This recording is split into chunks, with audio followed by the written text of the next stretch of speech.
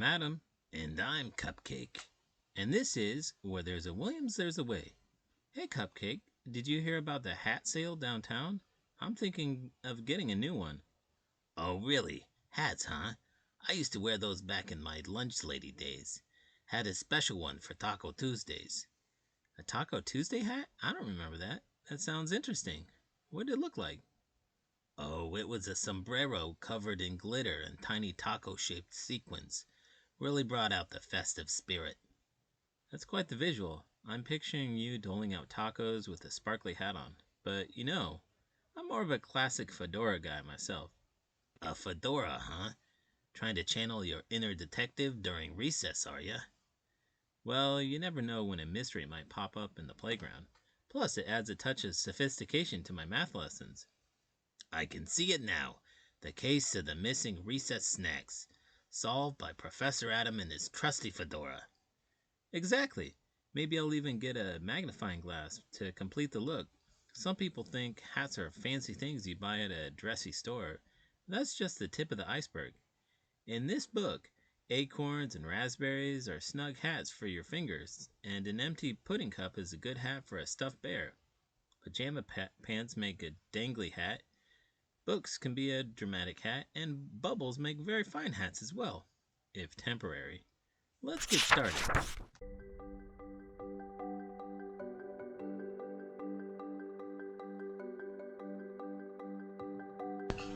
Very Good Hats by Emma Straub, illustrated by Blanca Gómez. Do you know what a hat is? I bet you think you know what a hat is. Some people think that hats are fancy things you can buy at a haberdashery, but that's just the tip of the iceberg. Acorns make snug hats for your fingers. Raspberries, chewed up gum, tortellini, and doll shoes work too. An empty pudding cup makes a good hat for a stuffed bear. Cats and other small furry creatures are good hats in wintertime. Hardcover books are nicely dramatic hats if you have excellent posture. Paperback books are floppier than a soggy beret. Hey Cupcake, did you hear about the new trend at school? Absurd Hats Day. Absurd hats? Well, I've seen my fair share of absurdities, but nothing quite like that. What's the deal with absurd hats? Oh, the kids just love to get creative. Yesterday, one of them wore a hat that looked like a giant pizza. Another had a hat shaped like a UFO abducting a cow. A cow hat? I hope they didn't think that it was a tribute to me. Oh, I don't think so. But speaking of cows, I bet you'd have the perfect absurd hat for the occasion. Me?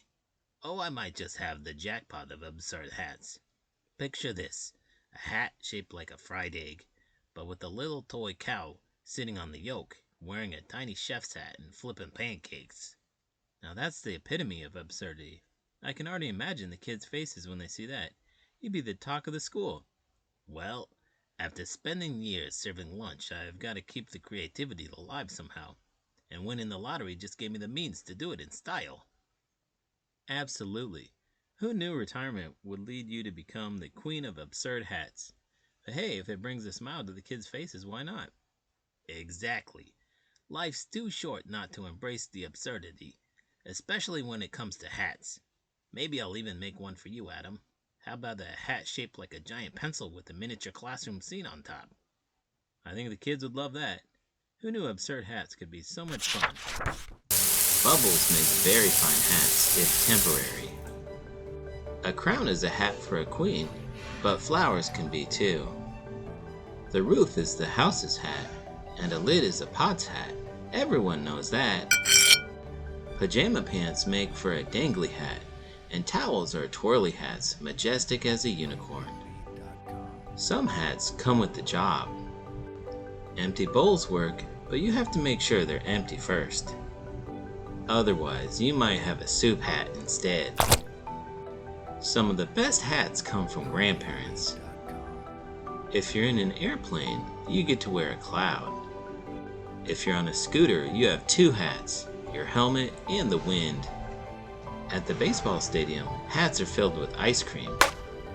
You can make a mummy hat out of toilet paper, but the cat will try to eat you. If a turtle can tuck its head into its shell, Does that make its shell a hat? Some hats are just falling leaves.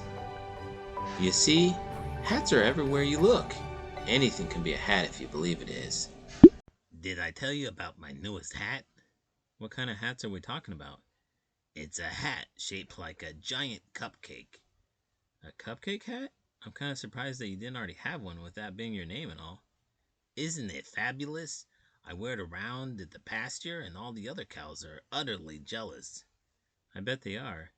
Hey, speaking of weird hats, have you seen Mr. Thompson's collection? Mr. Thompson, the science teacher? Yeah, him. He's got this one hat that looks like a solar system complete with orbiting planets. No way! That's out of this world! Literally, the kids love it. They think he's some kind of intergalactic hat wearing superhero. I can picture it now.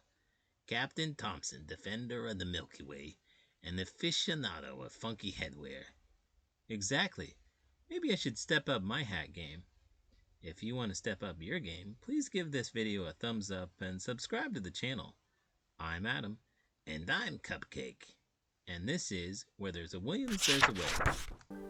Did you know, in 19th century baseball, umpires wore top hats during games?